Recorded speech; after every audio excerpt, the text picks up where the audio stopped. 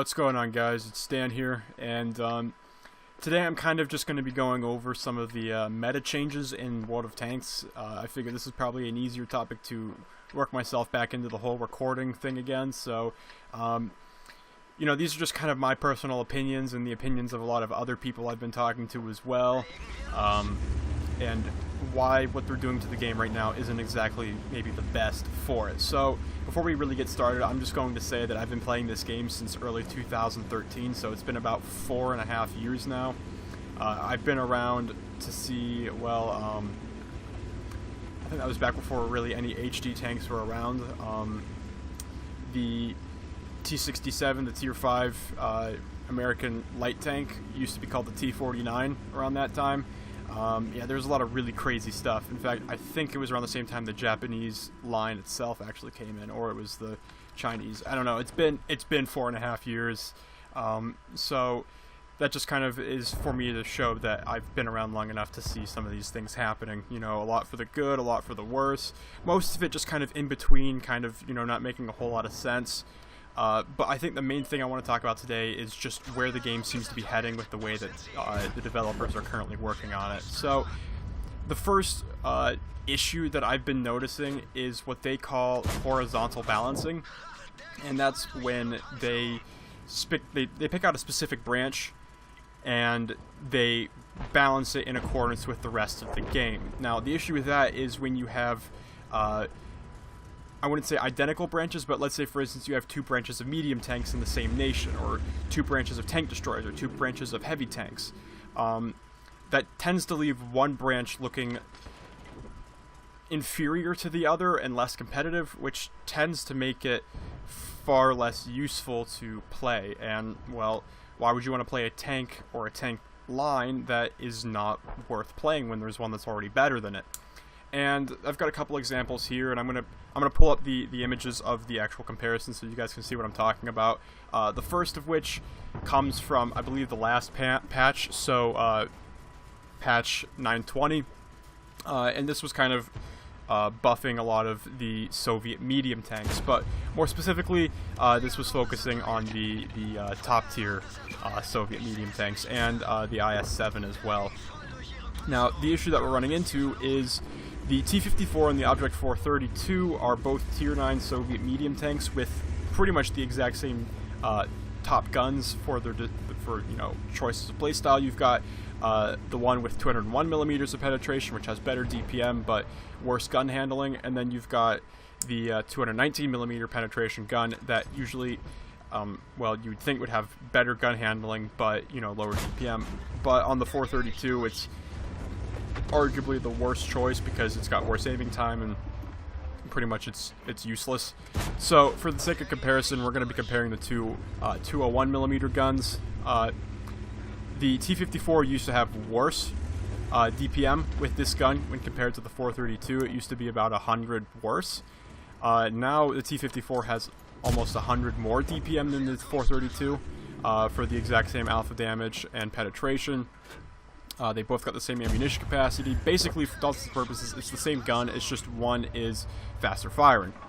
The aim time and dispersion is pretty much forgettable between the two vehicles. Both of them don't really have the best when it comes to accuracy.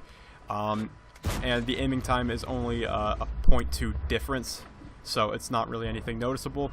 What is noticeable, though, is the elevation and depression angles of the two tanks. The T-54 has 20 degrees of elevation and 6 degrees of depression, while the 432 has 16 degrees of elevation and 4 degrees of gun depression. So basically no gun depression, and the elevation is actually kind of useless as well.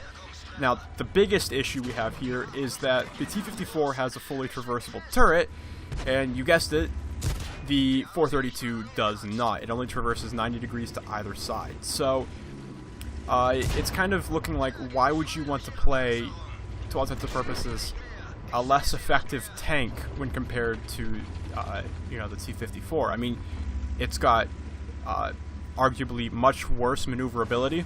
In fact, it does. The only difference is that it has slightly better terrain resistances, but the T-54 has better engine power, better power to weight, so it basically means nothing. And the T-54's armor is now technically better than the 432s. So, I mean, again, why would you want to play a turret, pretty much half of a turret on a medium tank with less dynamic gun characteristics when compared to its other Tier 9 brother? I mean, it's basically useless. And then the same thing kind of goes for the IS-4 versus the IS-7. The IS-4 has got slightly better DPM by a total of about 60 hit points. So pretty much identical. The IS-7 has 50 extra alpha damage with its shell. Its caliber's 8 millimeters more. And so that kind of helps with the whole, overmatching mechanics in the game. It's, even though they've got the same amount of ammunition of 30, which is horrible, the IS-7 with its extra alpha damage has 1,500 more potential damage with its ammunition. It's got the same exact aiming time. The dispersion is pretty much negligible between the two. Both of them have bad dispersion values at 36 and 38 respectively. Except the IS-7 has better dispersion values while moving, firing, well, not firing. The IS-4 has slightly better firing, but then again, firing on the move is bound to miss anyway, so what's the point? But other than that, IS-7's got better aiming characteristics. It's faster, it's more maneuverable, it's arguably got better armor despite being on what's referred to as the lighter heavy tank branch, where the IS-4 is meant to be the equivalent of a super heavy branch. But we all know how the IS-7's pike nose tends to be, and its turret armor is pretty much impenetrable. And also, it's got 100 less HP than the IS-4. So again, why would you want to play an IS-4 when compared to an IS-7? There's pretty much no difference. Well, no distinguishable difference that makes the IS-4 more competitive. Sure, it has heat ammunition with 340 millimeters of penetration, but so what?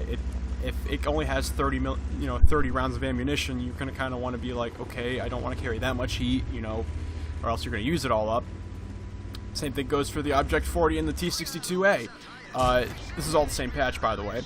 Object 140 and T-62A have essentially the same exact gun, same DPM, same penetration, same damage, all that fun stuff, except the T-62A has slightly better aiming time, slightly better accuracy, but again, it's pretty much forgettable. We're talking about pretty much a 0.1 and a 0.01 difference between the two, so pretty much no reason. Object 140 has an extra degree of gun depression, which you'll know is very useful when trying to actually, use your armor. Object 140 is faster, it's more maneuverable, and until recently, the T-62 was arguably the better hull-down medium tank. But the 140 recently having its turret armor buffed to the point where you can no longer overmatch the turret roof, which was the reason why you would want to play the T-62A. Well, that was changed, so now the T-62A is essentially useless. It's one little niche characteristic has now been replaced because, well, the Object 140 can do it too, and, the Object 140 is a much more competitive tank. So, what's the point in playing a T-62A? And then the same thing kind of goes for the WZ-121 FT in comparison to, well, as I put it here in this little text document I'm using for reference, it's pretty much better than most Tier 8 TDs. I mean, it's just off the wall crazy if you think about it. So, the way the game seems to be going is approaching the horizontal balancing. It tends to leave one branch better than the others, and that's, well, it's unfair to for a lot of reasons. I mean, first off, you're grinding up a branch, and then suddenly the one right next door is pretty much better in every way, and you sunk hours and, your own money into grinding out this branch, and it's now completely useless. So, I mean, that's just kind of a gripe I have personally, and I know a lot of other people have been, noticing it too. The next thing I want to talk about is the issues with having super heavy tanks in the game. believe me, I have no problem with having a super heavy tank in the game. The mouse is perfectly fine the way it is. I mean, it was a little too good for a while there, but they fixed it. It's less about just having, you know, sheer amounts of armor and, you know, a crazy firing gun. It's now more about the armor again, which is nice. But then you talk about the Type 4 and the Type 5 heavies, and pretty much all of the howitzer-wielding Japanese super heavy tanks. Now, this is where the whole issue with premium ammunition started coming up, because, well, these tanks, they have lots of armor. And when you have lots of armor, you tend to have to look for weak spots. And the issue is these tanks, they don't have frontal weak spots. Or they have what I call fake weak spots, where there's armor weaknesses. It's like 10 millimeters less, and 10 millimeters less out of almost 300 is, it's still horrible. It's still atrocious to try to, you know, take an IS-4 up against something like a Type 5 heavy without firing premium ammunition. And to make matters worse, considering they have what I call no-skill howitzers, all the angling in the world is not going to do anything against their 152mm howitzers. You can try, they're still going to do damage to you. You can't do damage to them, and that's when you load up the premium ammunition. You just go around the corner, you blast them in the face with your premium ammunition, and you pull back around the corner. You don't have to aim, you don't have to, you know, look for weak spots. That's part of the reason why super heavies in the game, with the current way that they are and the way premium ammunition works, makes them so annoying to have to go up against, because they're essentially immune unless you want to fire premium ammunition and if you don't want to take any damage in the process. So that's kind of the issue with the whole premium ammunition debacle going on. And then another thing that we're going to be talking about here is the way that they're doing premium tanks. So the way it used to work whenever I was, you know, first starting out, was that premium tanks were never meant to be better than their regular counterparts. That's just how they were. They were meant to be, you know, crew trainers and XP grinders. I mean, if you've been around more recently and you never knew about this, it currently looks like, well, premium tanks are meant to be pay-to-win looking, you know, vehicles. I mean, do we have to even talk about the Defender, the Liberté, the 121 FT, and then, you know, the egregious Chrysler K, which is just a blatant money-grabbing ploy. I mean, I'm just like, these tanks are not supposed to be better than their regular counterparts, because at that point, it's like, why even play the regular tanks? Why not just buy something that's better than everyone else, so that way you can be better than everyone else? Like, premium tanks used to have these things that made them less competitive, so that way you'd actually want to play the game.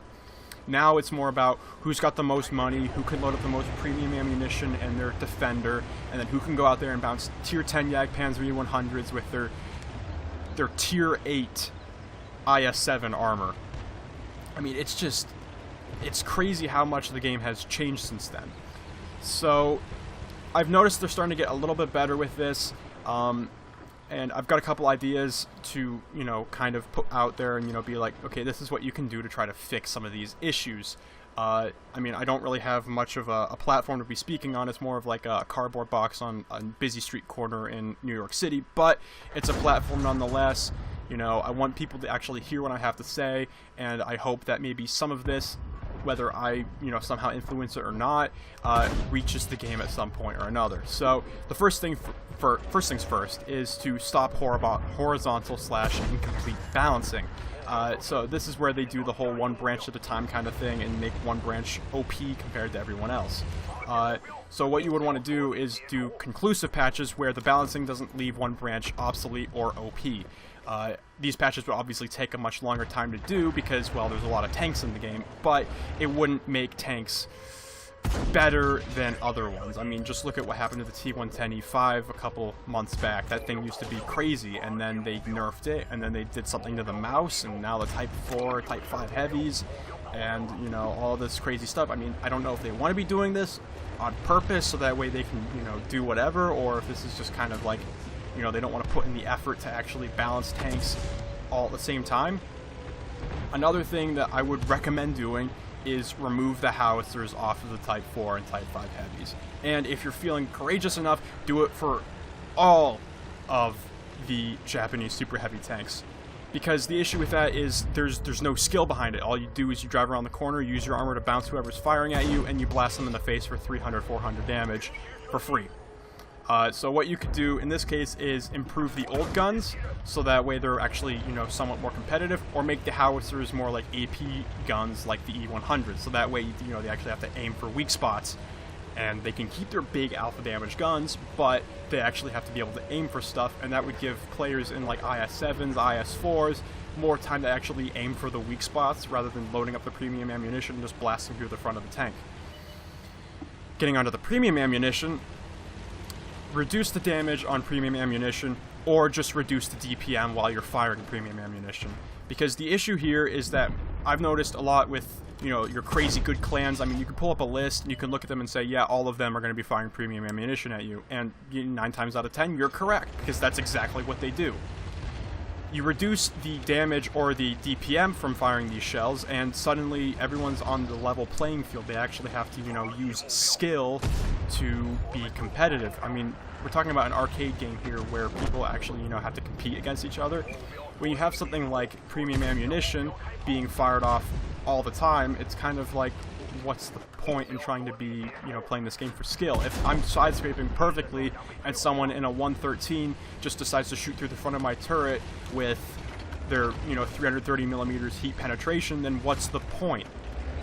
And then finally, my last thing I want to talk about is stop adding tanks with no frontal weak spots or fake frontal weak spots. I mean, all we have to do is look at the Chrysler K, where it has no frontal weak spots whatsoever.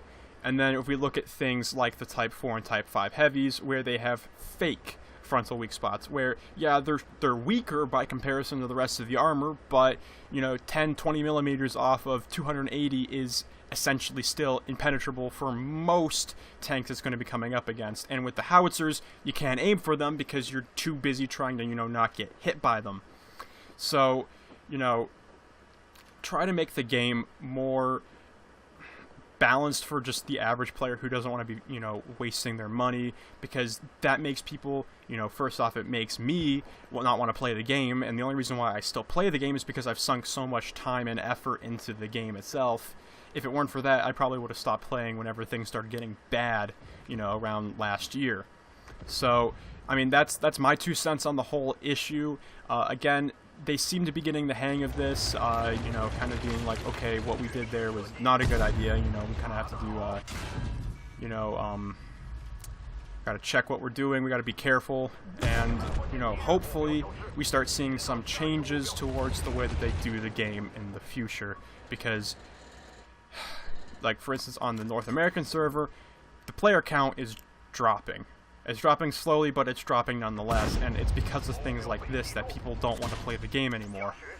So I'm hoping that these issues are addressed. I'm hoping that, you know, this either gets out there to enough people, or, you know, other people with a much larger platform are able to, you know, express these same issues, and hopefully things start to change for the better.